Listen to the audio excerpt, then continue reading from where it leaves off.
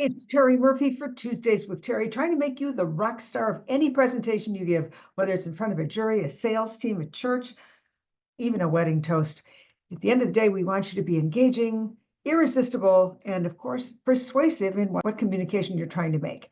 So here's one that everybody might have had done sometime in their life, and that is to make a disaster of using PowerPoint. Well, I see it all the time in trainings, I see it in courtrooms, where there's a couple of things you could avoid to keep the connection. That's the whole point of using PowerPoint, to visually help people engage with what you're trying to communicate. Communication's tough. And if you think your words are going to work, not so much. So let's take number one. Number one is overloading the slide. Please, they can't read that incredible piece of legal document in the third row, especially if there's a number of people and it's a big courtroom. If you're going to have to show it for credibility, use a pullout. Show and enlarge the one thing you want them to see. Too much information is overload. If there's over 3 points, they're just going to check out, and you're not going to be heard, and they can't make a decision unless they hear and can use what you're trying to communicate. So don't overload those slides. While we're talking about slides, Metasystems, one of the companies that I work with, Metasystems Consulting with Eric Oliver, longtime trial consultant, tells you that your slides have to be consistent. You can't use a messy slide. You can't have all kinds of slides in there. You have to have a consistency so that they can follow it. One of the most important things, especially if you're working with another group that want to use theirs, it's got to be cohesive. It's sort of like a cake. You can't have 47 different kinds of things in it. It won't be good. So make sure they're consistent and they're not overloaded with content and using crazy animations. That doesn't really work unless you're having an arrow fly in to punch a particular point. Don't use PowerPoint to avoid eye contact. Don't use PowerPoint to walk in front of it, because if you're pointing, you are using the wrong PowerPoint. You can't point and have it written all over your face and your arm and your hands. That distracts people. Our goal is to keep their attention so they can make informed decisions based on the information that you're trying to engage with them. Because if they can't hear it, they're not paying attention, they don't even know they missed it, and you're going through all this work making these PowerPoints, especially if you're having someone else do it who's not a presenter.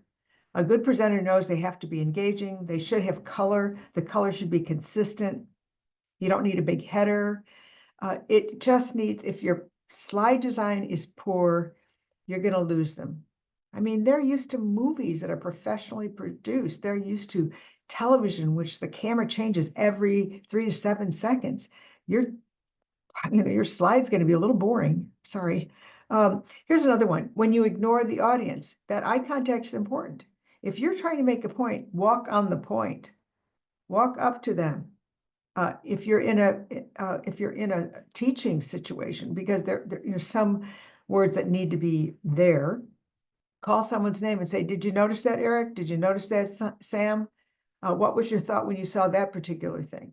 Ask the question that makes people go, "Whoa, I better pay attention here," because that's what the whole thing is about. Consistency is important. Less words, more graphics, maybe. You want to be careful that they're not gender specific or ethnic persistent. You just want to be sure that people don't have a barrier to hearing what you have to say, how you say it, because there's different learning styles. So here's a really important factor. The next time you have a PowerPoint, practice. If you fumble with it, you lose your credibility. If you're a woman, don't get too quiet, but the whole idea is for you to be authentically you. So if you have a soft voice, you may have to walk up.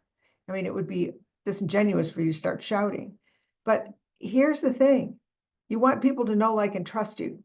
That's going to happen in 7 seconds, according to Conversational Intelligence, the book. And that tells you that if you blow that first 7 seconds by trying to dump a whole bunch of evidence on them, the evidence should support the story that you're going to be able to tell so that you can keep, maintain, and retain their attention. I'm Terri Murphy, presentation skill coach Whether you're speaking in front of a jury, sales team, it's a keynote, maybe you're just giving a presentation to your sales team. Make it the best you. We want you to be the rock star of your next presentation and to be irresistible from the platform. If you'd like my ebook, 10 tips to make you the rock star of your presentation, just email me at terri@terrimurphy.com and join me every Tuesday when we give you a tip on how you can rock the platform. I'm Terri Murphy. Have a great week.